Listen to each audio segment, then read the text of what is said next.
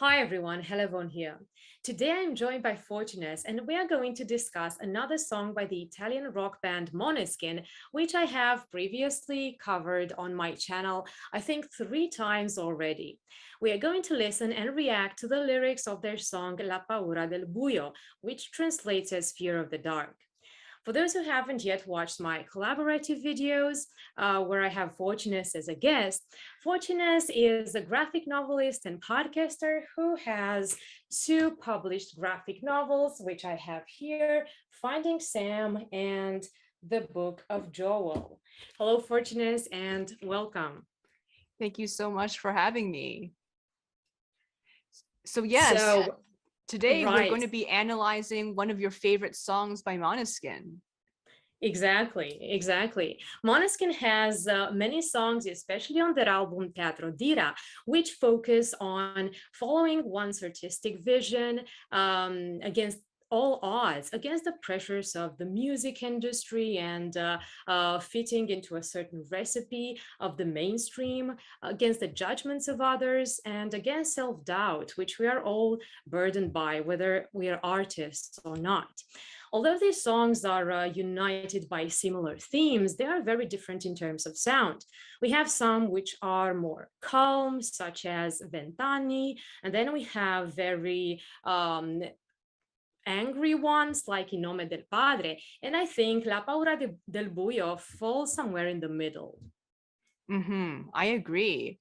According to the band themselves, the title of the entire album from which this song comes from, Teatro Dira Volume 1, or The Theater of Wrath in English, refers to the cathartic anger aimed at oppressions and oppressors, which leads to venting and rebelling against everything that makes you feel wrong, and which, as a result, leads to a rebirth and change. Måneskin specifically wanted to place this very powerful force in a context, namely that of the theater, which we usually perceive as elegant and calm. They actually enjoy the antithesis here. Instead of being captivated by the beauty and elegance of a ballet or show, we as the audience are thrown into this explosion of energy. Måneskin believes that this is a great way to interpret art, since art isn't always clean and well cut. As both me and Dr. Metalhead here know, since we're both writers and artists, art is often messy, passionate, primal even. This is what Måneskin wanted to show in this song, and as you'll see, they do an excellent job at it. They manage to show the powerful emotions behind art, especially anger, disappointment, depression, and even spite, as we see. Exactly, and I love, and everybody here, I'm sure, we love these apparent contradictions and how they all fit into their art. It is very introspective indeed, and it's about facing obstacles when following your dreams. And it's also about the doubts that artists face when working towards their goals. Yes. And as you've mentioned in previous videos, this also reflects the lead singer Damiano's struggles with self-doubt and depression. Right. Okay, so now let's listen to the song La Paura del Buio, and we're listening to the live version, so we also have a video. Let's start. Mhm.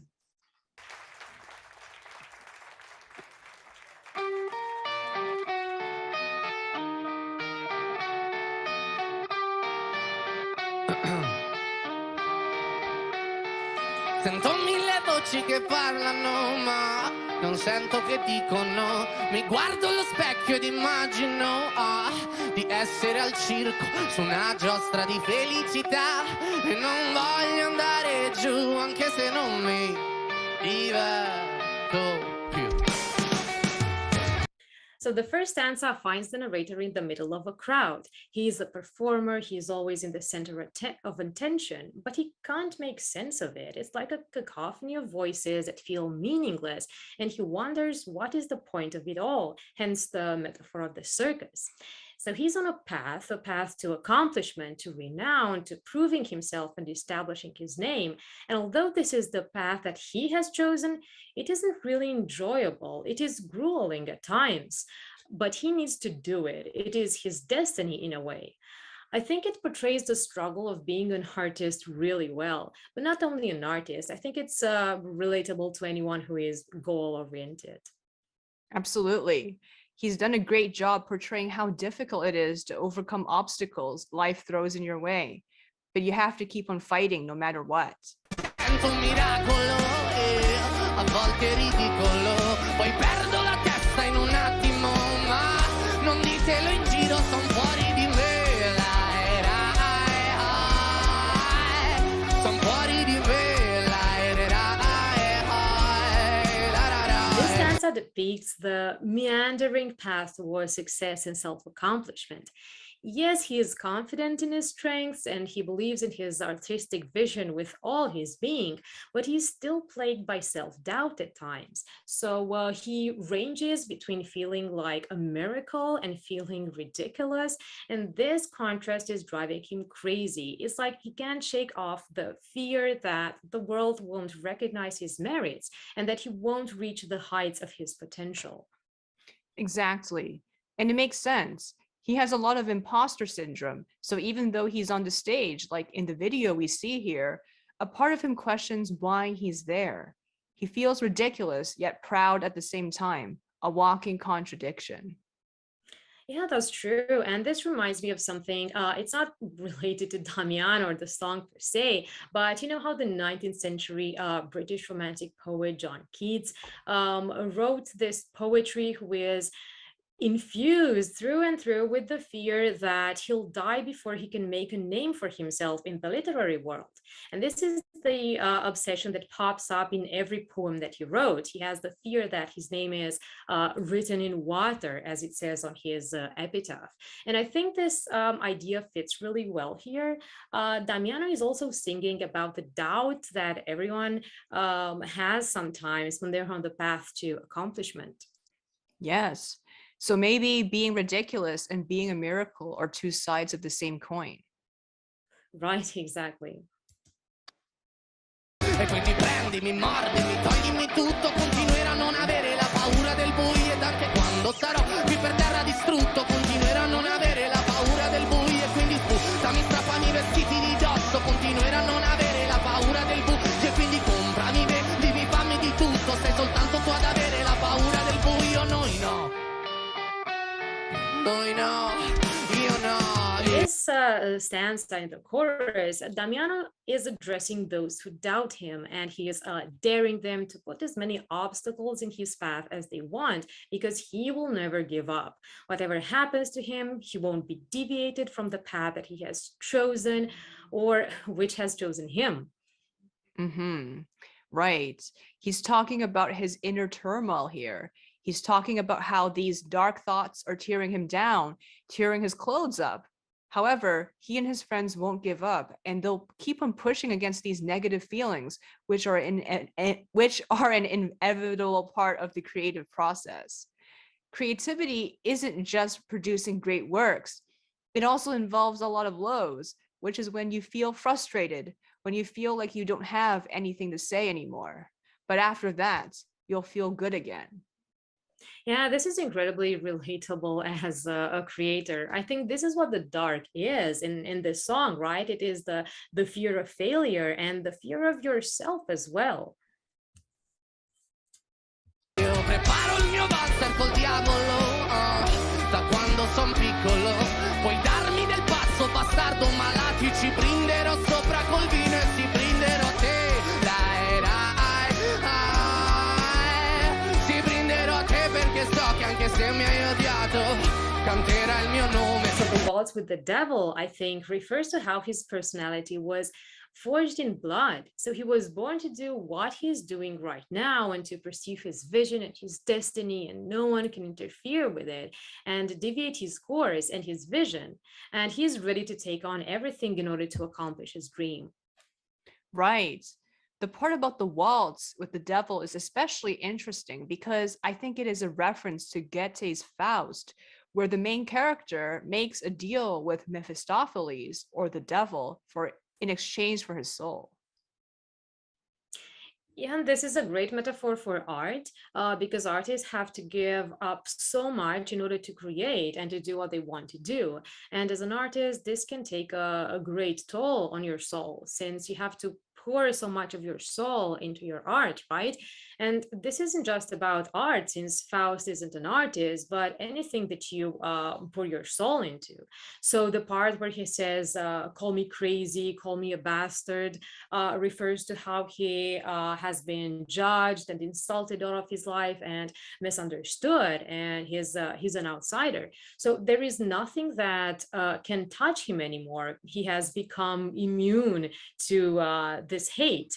And as many people say, the best way to deal with your enemy is to smile at them, right? To show the opposite. So this is what he is doing to all those who doubt him.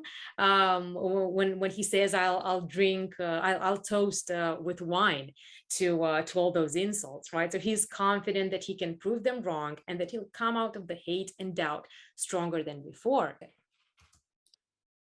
E quindi prendimi, mordimi, toglimi tutto, continuerò a non avere la paura del buio ed anche quando sarò qui per terra distrutto, continuerò a non avere la paura del buio e quindi sputami, strappami i vestiti di dosso, continuerò a non avere la paura del buio e quindi comprami, vendimi, fammi di tutto, sei soltanto tu ad avere la paura del buio, noi no. Noi no.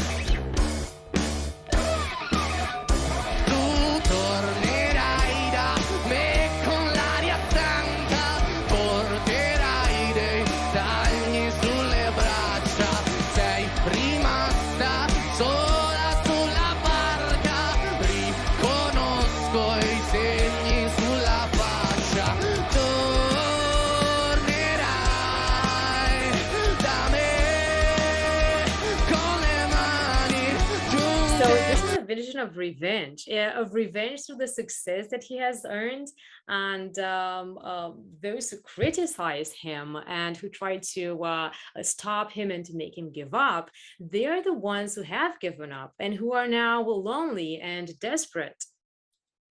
Yes, the tables have turned. The people who mocked him are now on the bottom. He's proven to him that they were wrong and he was right. Exactly. So now he is the person that he has always wanted to be.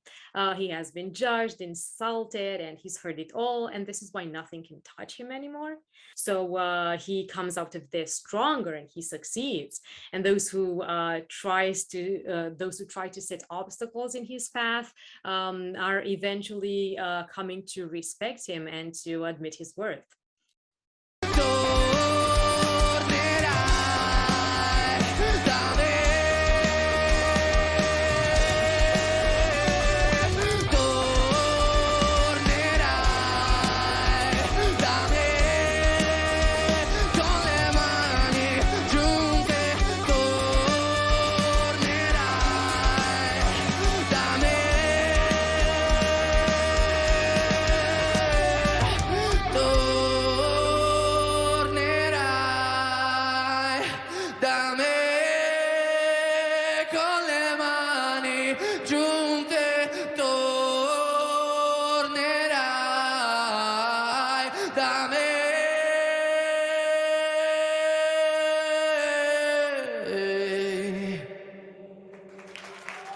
So the hands clasped suggest that suggest asking for forgiveness, right? The enemy, the person who doubted him, is now asking for forgiveness.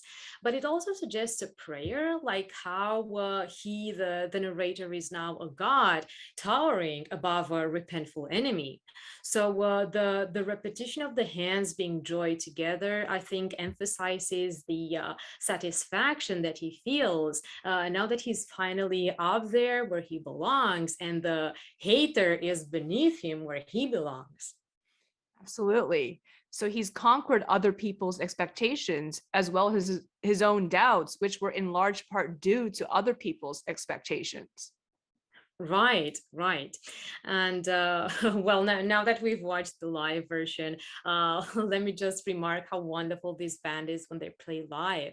There's so much passion and emotion in Damiano's voice, and well, everyone is really an outstanding player. I really love Thomas and his guitar skills, and they are doing a fantastic job. And looking amazing, and their outfits are amazing. Right, just like you mentioned in the beginning, that the name of their album is Theater of Wrath, these outfits really point to the theatrical elements that they incorporate into their music. This shows in their image as well as the emotionality of their performance. You can really see their passion when you look at their facial expressions, how they move, and how they move their heads when they do the chords and sing certain lines. Yeah, that's true. And I'm just really excited about this band. And it's awesome that this is the first time that we have reacted to a live video. Because as our watchers know, on this channel, we are focusing on the lyrics and not the music of or the videos themselves. But nonetheless, it's great to discuss the music and also watch the videos from time to time. Yes, I can't wait to make more of these videos. Exactly, me too. And thank you everyone for watching, and thank you for for joining me, Fortunus. Thank you so much. Okay, so thank you everyone for listening with us. And if you like these videos, please like and subscribe, and stay tuned for another analysis of lyrics of rock and metal songs. Until next time. Bye.